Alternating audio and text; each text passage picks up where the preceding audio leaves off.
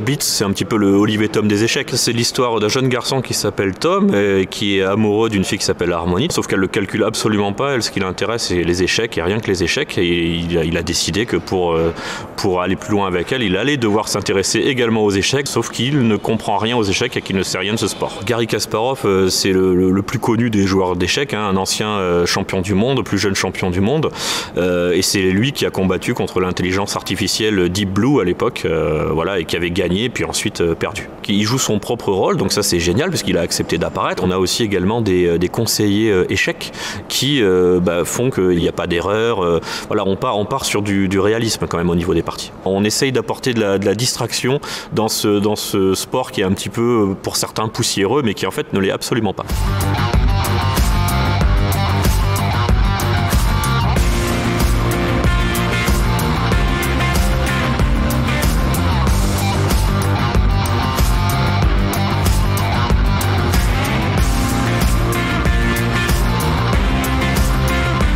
Ça me tenait à cœur de faire apparaître Monaco dans le manga. Le casino de Monte-Carlo est un endroit complètement magique, à la partie émergée du casino, toutes les belles lumières, les dorures, mais voilà, il y a pas mal de lieux underground dans le casino. Il faut savoir que c'est un lieu phare du manga, puisque le tournoi d'échecs qui va avoir lieu dans le récit aura lieu dans l'enceinte même du casino. Donc ça, c'est annoncé par Garry Kasparov dans le manga. Et en général, la principauté apparaît régulièrement dans le manga et va apparaître de plus en plus.